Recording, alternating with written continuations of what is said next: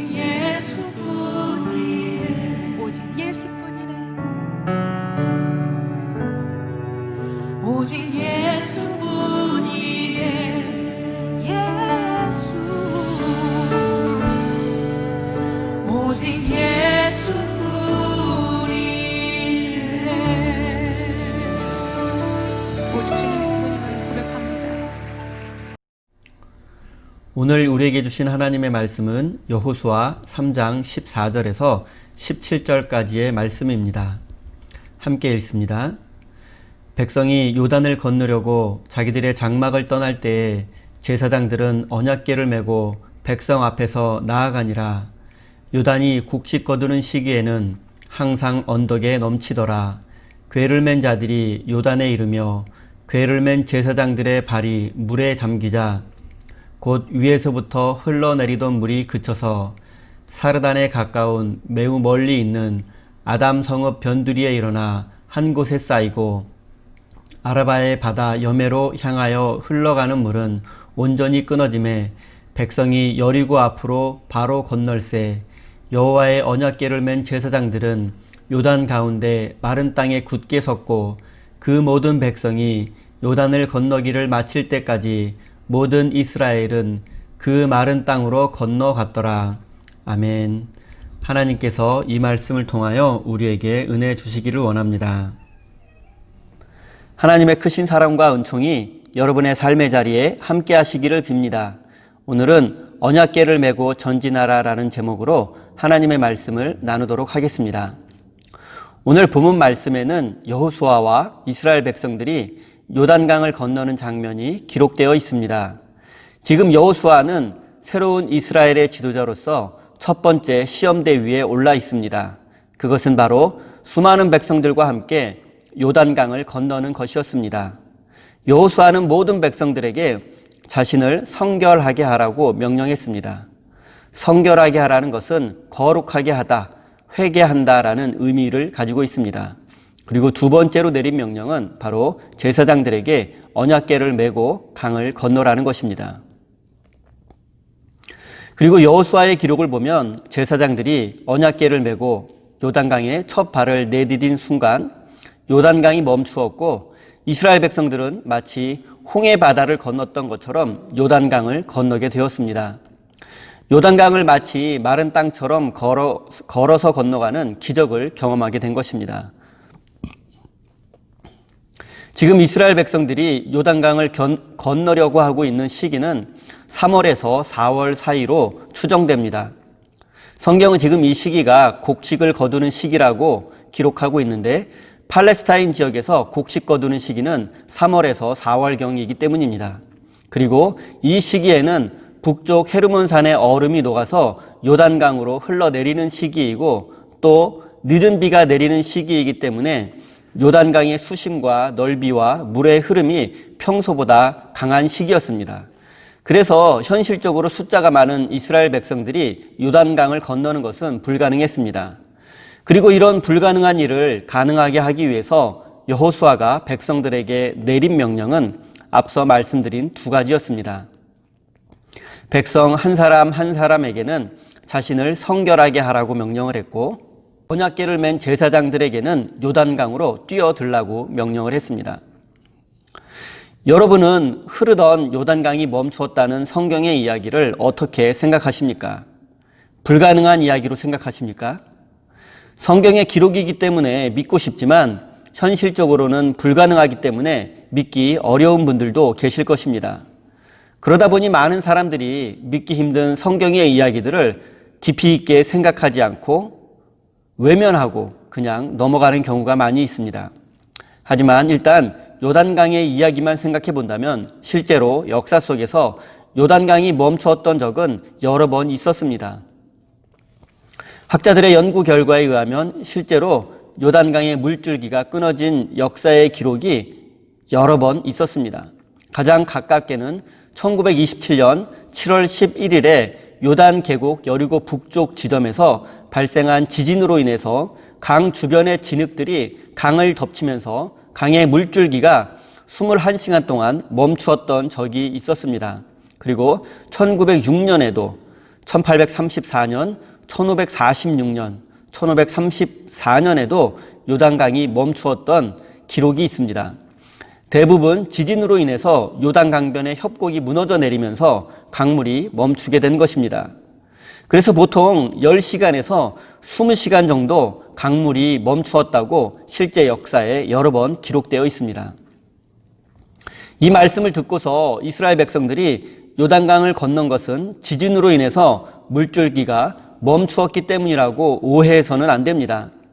제가 학자들의 연구 결과를 말씀드리는 이유는 요단강을 건너는 것이 불가능하지 않고 또한 하나님의 도우심이 있다면 하나님의 백성들은 언제든지 요단강을 건널 수 있다는 것을 말씀드리기 위해서입니다. 그리고 이스라엘 백성들이 요단강을 건넌 사건에는 더 깊은 영적인 의미가 담겨 있습니다. 5절 말씀을 제가 읽겠습니다. 여호수아가 또 백성에게 이르시되 너희는 자신을 성결하게 하라. 여호와께서 내일 너희 가운데 기이한 일들을 행하시리라. 지금 여호수아는 현실적으로는 건널 수 없는 요단강에서 백성들에게 자신을 성결하게 하라고 명령을 내리고 있습니다.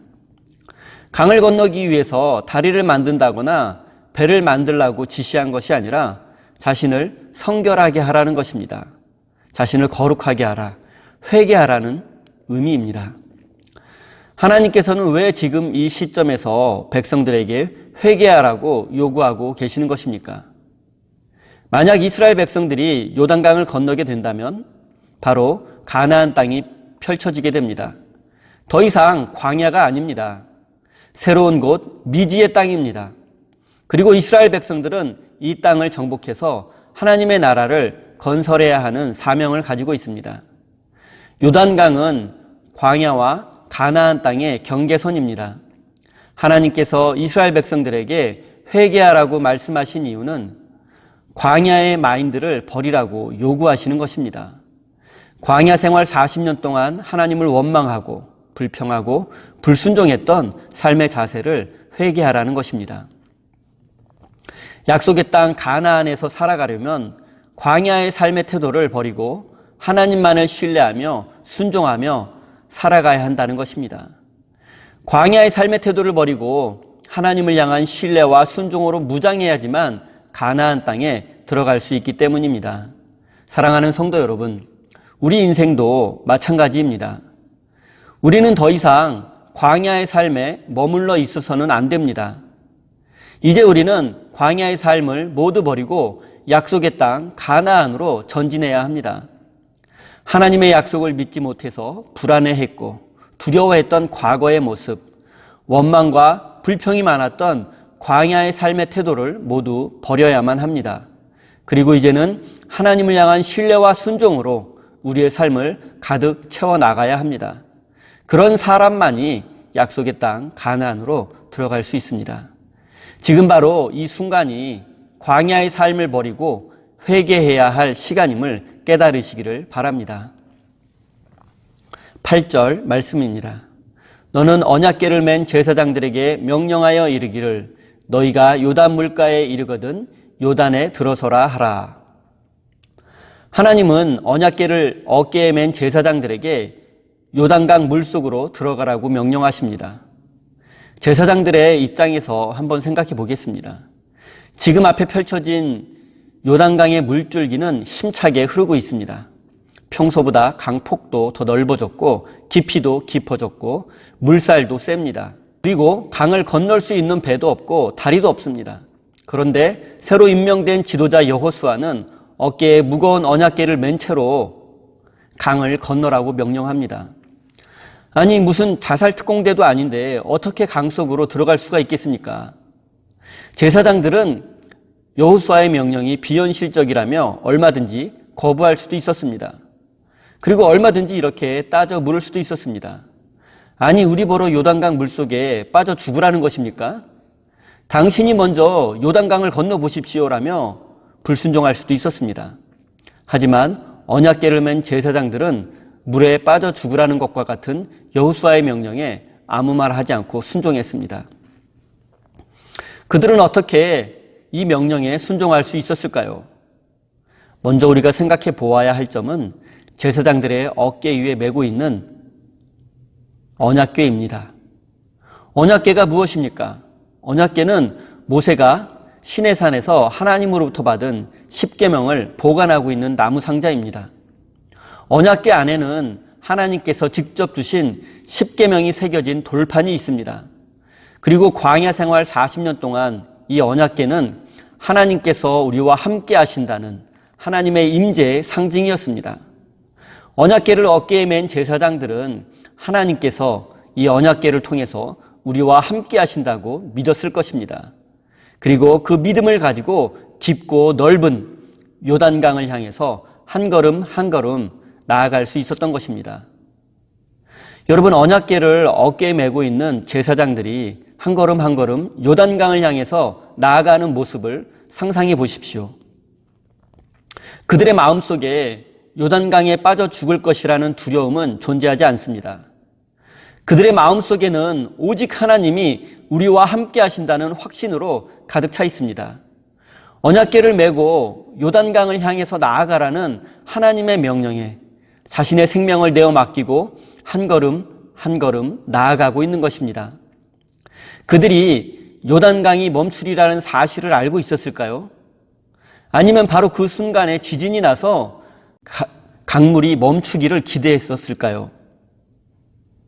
그렇지 않았을 것입니다. 그들은 아직 알 수는 없지만 하나님께서 무엇인가 놀라운 계획을 가지고 계신다는 사실을 믿었을 것입니다. 그리고 그 알 수 없는 하나님의 계획에 자신들의 운명을 내어 맡긴 것입니다. 하나님을 향한 신뢰와 믿음으로 가득 찬 제사장들에게 요단강은 더 이상 장애물이 아니었습니다. 그것은 오히려 하나님의 능력을 경험하는 통로가 되었습니다. 우리도 인생을 살아가다 보면 우리 앞을 가로막고 있는 거대한 요단강을 만나게 됩니다. 그리고 그 강을 건널 수 없는 자신의 한계 앞에 낙심하고 좌절하는 경우도 있습니다. 하지만 우리 앞을 가로막고 있는 요단강은 장애물이 아니라 하나님의 능력을 경험할 수 있는 은혜의 통로라는 사실을 깨달아야 합니다. 어느 누구에게나 요단강은 있습니다. 인생을 가로막고 있는 요단강이 없는 사람은 없습니다. 그리고 요단강이 가로막혀 주저앉은 사람에게 필요한 것은 바로 하나님을 향한 신뢰와 믿음입니다. 사랑하는 성도 여러분, 어쩌면 지금 이 자리에도 요단강이라는 장벽에 가로막혀 주저앉은 분이 계실지도 모르겠습니다. 어찌할 바를 알지 못해서 탄식하고 계시는 분이 계실지도 모르겠습니다. 그렇다면 하나님의 말씀에 귀를 기울여 보십시오. 하나님은 우리에게 언약궤를 메고 그 요단강을 향해서 한 걸음씩 나아가라고 말씀하고 계십니다. 사랑하는 우리 세임교회 성도 여러분, 하나님을 향한 신뢰와 믿음이라는 언약궤를 어깨에 메고 앞으로 전진하시기 바랍니다. 그래서 여러분의 인생을 가로막고 있는 요단강을 건너시는 은혜를 누리는 복된 인생이 되시기를 예수님의 이름으로 축원드립니다. 다 함께 주신 말씀 가슴에 새기며 기도의 자리로 나아가겠습니다.